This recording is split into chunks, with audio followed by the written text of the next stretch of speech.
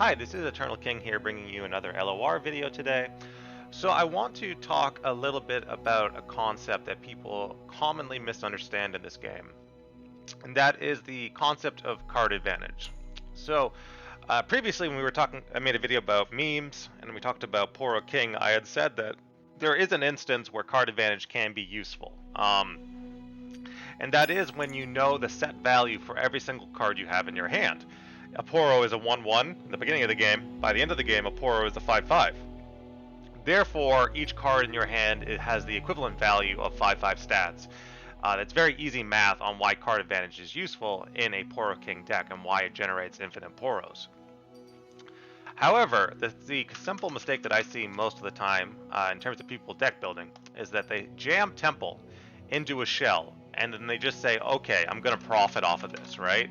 A lot of the time they'll put in Victor because Victor is a champion that trades very easily, generates infinite value if left unattended, but it also just trades and it doesn't really cost you anything. So a lot of people jam Victor into decks as just kind of like well, I need a champion here, so I'm just going to put in Victor. So we can go ahead and do that as well. Let's jam Victor in. Make sure you flip it to Eternal. And then we'll put in Ezreal. And then they're just like, okay, well now I have a Victor Ezreal shell with infinite card advantage thanks to Sunken Temple. I'm going to put in some pings, right? So Mystic Shock goes in. And then they just put in more pings. But the question remains, like, what is this deck actually doing? Right, beyond the infinite card advantage element, beyond the fact that you have tons of cards, you think of Nilla TF.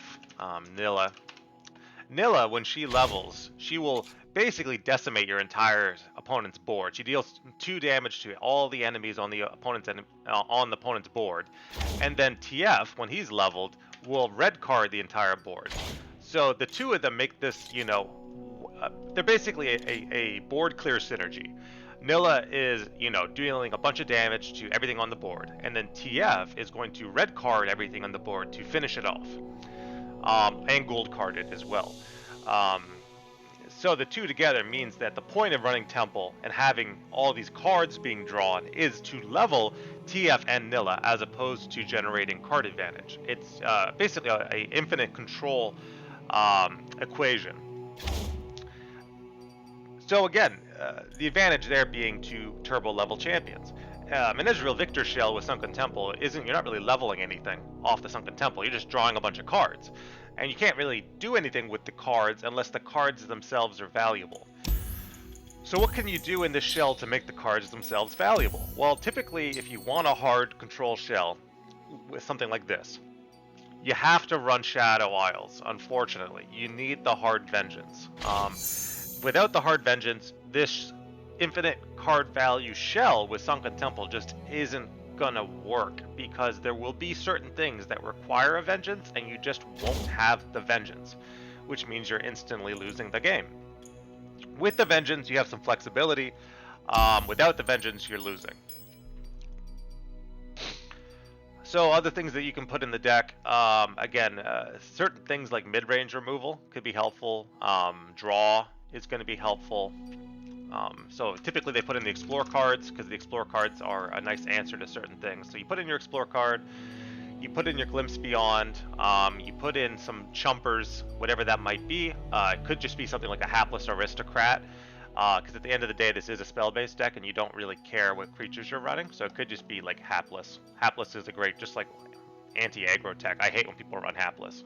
This card is highly underrated in a control shell. So you got your Hapless, Soul Harvest, pretty obvious card to include, along with the Mystic Shock, gives you a good amount of range. And then you kind of continue out from there, building out your control package how you see fit. And then you have to decide on a win con. Like we said before, it's not enough to just have Temple and a bunch of removal cards by itself. It's not going to function as a deck. This could be a Ladros shell, right? You jam Ladros, and then your Ezreal should be able to finish out the game by himself once the opponent's HP has been successfully halved. Ladros will also get discounted by Temple, I believe, to 8 mana, which makes him a better card. So yeah, Ladros. Ladros is an option. It could be a Ladros deck. Absolutely.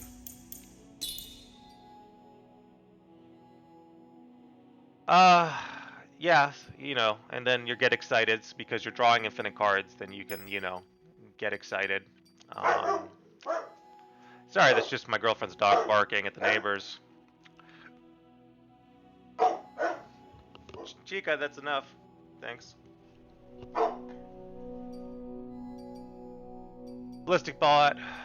So you have Ballistic Bot, Glimpse, Mystic Shot, Soul Harvest, Ezreal, Get Excited, Spectral Survivor, Victor, Sunken Temple of Vengeance, and then yeah, you got your Ladros Wincon at the end, and maybe you Atrocity to Ladros, right? Which is filthy, but whatever. You're playing Ladros, so it's more acceptable. So at that point, you know, you've taken Temple, which is the infinite card advantage engine that doesn't really do anything on its own. And you've made it so that your deck is in fact doing something. Other considerations that you can think of. Plaza Guardian, right? Plaza Guardian, you're casting a lot of spells. So Plaza Guardian is going to be a valid option. And also Go Hard, right? Because you're drawing so many cards, it's very, very likely that you get to cast Go Hard and go off with Go Hard, right? So, you know, it's possible that this is like redundant. Maybe you don't need the Ladros Atrocity if you're going for Go Hard with free Plaza Guardians being drawn off of the Temple. But the idea is that you need some of these things. Some of these things need to be here and they need to exist and be functional. But it's ultimately going to be up to you exactly how you build out this deck. But it's exceptionally important that you understand that card advantage by itself, not doing a whole lot. Card advantage with wincons is doing a lot more for you. Much for you, right? So whether it is the Ladros for 8 mana, whether it is the free Plaza Guardians that you're getting off of the Temple, it has to be something. And then, you know, ideally if you have, you know, the 5/5 Plaza Guardians on the board for free, you can swing and pressure the opponent's HP and potentially finish them off with an Ezreal, Get Excited, Mystic Shot combo. Something along those lines. But the deck has to be functional. So this is an example of how I might build out a Temple Shell, you know, have the deck do something. The ratioing looks fairly well balanced. And that could be a fun deck to try out. But yeah, for now, this is Eternal King signing out. Remember that card advantage by itself does not do anything. Even in my Poro King deck, which I showed off yesterday, which, yeah, you know, again, you have to be a king to pilot it. You know, it's very memey. But I've won a lot of games with this shell, and you look, and 3 pack mentality, 3 buried nice. Because I do actually want to win the game at some point with the Poro King deck. So I do run 2 wincons. So if you're running Temple, then absolutely, if you're playing Temple, you should run Temple wincons. The meta Temple deck runs wincons. It has TF, it has Samara. So if you're running an Ezreal, more control-y version, you need to have wincons too. Whether it is the Go Hards, whether it is the Ladroses, whether it is the Plaza Guardians, the deck has to be able to do something, which means potentially developing in certain situations, etc. All right. That actually looks pretty fun. I might give this deck a try, optimize it a little bit, but this looks much better than kind of the jank that I see other people running. This is Eternal King signing out.